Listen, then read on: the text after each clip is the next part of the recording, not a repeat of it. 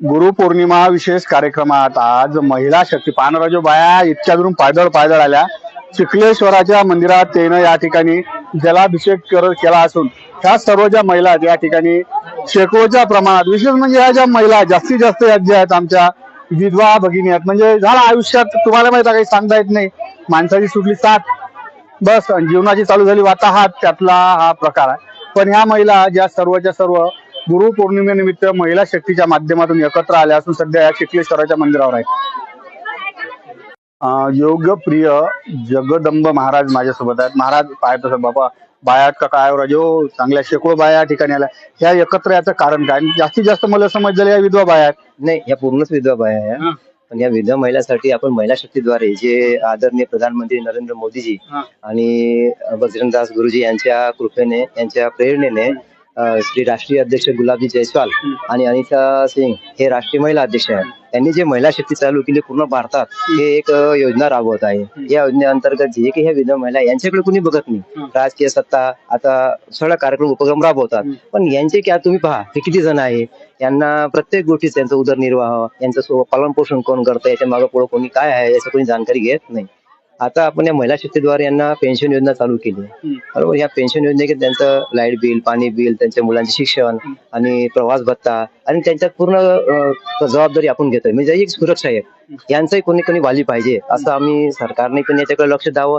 सरकारने देणार पण प्लस आपल्या जनसामान्यांनी पण याचं लक्ष द्यावं. आपल्याला एवढं माहिती आहे की आता बघा एकच एवढे मोठे आहे इथं, तुम्हाला तरी माहिती आहे का आपल्या मोहल्ल्यात एवढे आहे, आपल्या गावात एवढे आहे, यांच्याकडे लक्ष द्या. आमच्या समाजाला एक विनंती आहे की विधवा महिलांकडे लक्ष द्या, त्यांना सपोर्ट करा.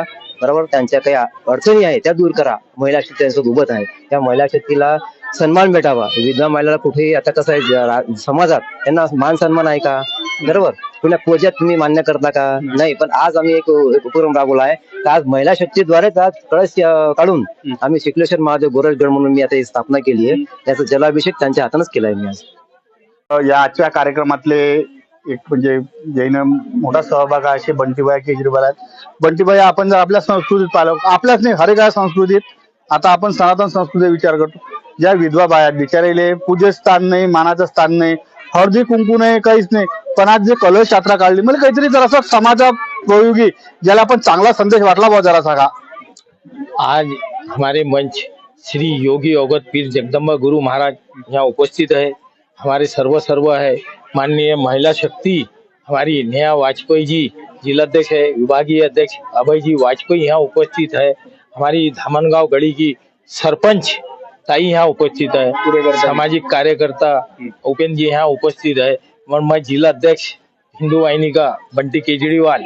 आज जो आपने देखे होंगे तायडे जी, ये जो धार्मिक कार्यक्रम के इसमें कितने रूप दिखे आपको. एक 15 अगस्त का हमने जो झंडा वंदन भारत माता की पूजन के साथ बाबा भोलेनाथ की पूजन के साथ कलश महिलाओं का जो पूजन हुआ और वो वहां से धामनगांव गाड़ी से पैदल यात्रा यहाँ कलश यात्रा निकाली गई है. इसके साथ हमारे विधवा आजीवन पेंशन, लाइट बिल, पानी बिल, सरकारी बिल, उनके बच्चों की 22 साल की शिक्षा फ्री, विधवा माताओं के लिए आवास की उपलब्धि, ये सब हमारे अवगढ़ बाबा और ये महिला शक्ति के माध्यम से ये कार्यक्रम आगे भी चलेगा, लॉन्ग टाइम चलेगा. और ये इसके पहले भी कई 100 से 70 जनों को अपन ने दे चुके हैं. 100 से 100 जनों को दे चुके हैं हमने सब.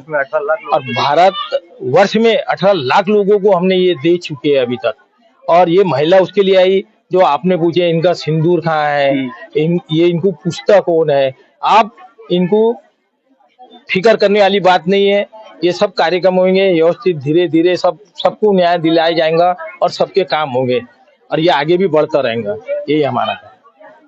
तर आजचा जो हा कार्यक्रम पाहिला तर माता भगिनी आमच्या ज्या विधवा माता भगिनी त्या ठिकाणी मोठ्या प्रमाणात आल्या. तर या कार्यक्रमाचे संयोजक सौभाग्यवती आमच्या निहाताई पहिल्यांदाच असं पूर्ण की विधवा महिलाच्या हाताने तुम्ही एक चांगलं धार्मिक कार्य करत आहे. नुसतं आजचं धार्मिक कार्यच आहे का याच्याशिवाय आणखीन काही उपक्रम तुम्ही आज राबवून राहिले बा? जैसे कि आपने देखा ही है कि यहाँ भव्य कलश यात्रा निकाली थी जो सब विधवा महिलाओं के द्वारा निकाली गई थी. वो इसीलिए थी कि विधवा महिलाएं कोई अलग नहीं है, साधारण महिलाओं के जैसी ही ये विधवा महिलाएं. विधवा होना इनका दोष नहीं है, वो भगवान की जो लीला है वो विधवा महिला है.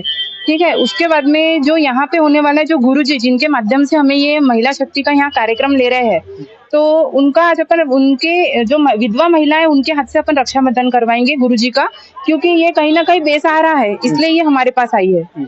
तो आज उन्हें एक भाई मिलेगा, बहुत सारी बहनें मिलेंगी और साथ ही साथ उनको उपहार भी दिया जाएगा, जो टिफिन दे रहे हैं हम सभी को। और जो अनीता सिंह जी है, जो महिला शक्ति की राष्ट्रीय अध्यक्ष है, आज उनका जन्मदिन है, तो उनको बहुत बहुत हार्दिक शुभकामनाएं जन्मदिन के लिए।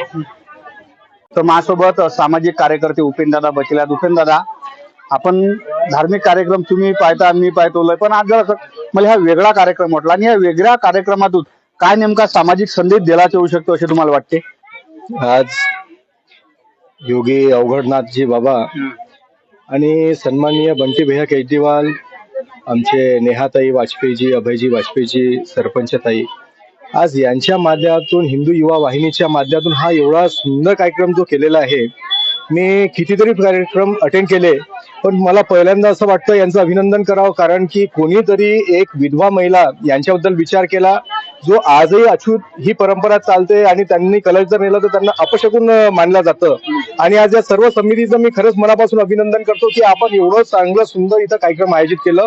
आणि हजारोंच्या संख्येने जे धामणगाव गडी ते चिखलेश्वर महादेव ज्या महिला आलेल्या आहेत, ते काहीच अपेक्षा न करता फक्त आणि फक्त आपल्या हिंदू धर्मासाठी आणि त्यांच्या विधवा असण्यावर त्यांना जो असं कलंक एक समाज मानतो, त्यांचं कुठंतरी देवाला देणं लागतं. आणि आज अशा समितीच्या मधून केलं, मी खरंच त्यांचं एक कौतुक करतो आणि धन्यवाद मानतो.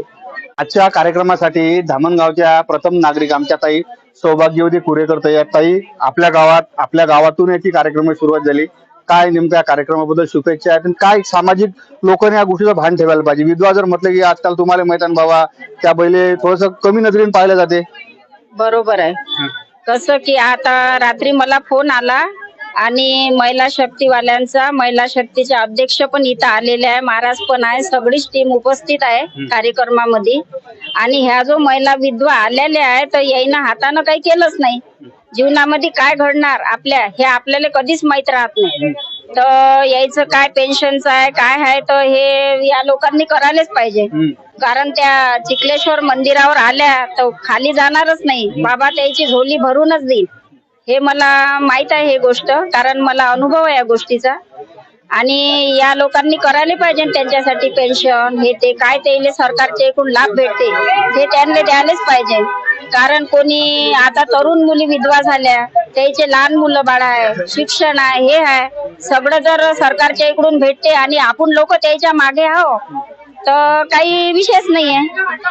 शेकोच्या प्रमाणात तुम्ही जर पाहत असाल की आमच्या ज्या माता भगिनी आहेत, ज्या विधवा माता भगिनी आहेत, या कार्यक्रमात आयोजित झाल्या. सर्वप्रथम त्यानं म्हणजे धामणगाव गडीहून जे कलश यात्रा चालू केली, त्या कलश यात्रेचा समारोप चिखलेश्वर मंदिरावर त्यानं जलार्पण करून केला आहे. यात जर तुम्ही पाहिलं तर म्हणजे महाराज आहेत, जगदंबनाथ महाराज आहेत, त्यांच्या नेहाताई आहेत, बंटीभैया केजरीवाल आहेत, या गावचे सरपंच कुरेकर ताई आहेत, उपेंद्रदादा बसले आहेत, या साऱ्या लोकांचा थोडा थोडा सहभाग करून या विधवा महिलांसाठी हा जो उपक्रम राबवला चांगला आहे. तसा आहे त्याच्या हातचं तर काहीच नाही आहे. निसर्गात चक्रांत, त्या चक्राचा बळी त्या बैला पहिल्यात. पण आज विधवा महिलाच्या हातून जो कलश यात्रेचं आयोजन केलं, हे खरोखर स्तुत्य आहे. म्हणजे या उद्देशानं का होईना, ज्या आपल्या धार्मिक चालीरीतीत आहेत, थोडीशी सुधारणा व्हायचा काहीतरी एक लहानसुकला प्रयत्न तरी होत आहे. बातमी जशी आपलं चॅनल गावरान 91.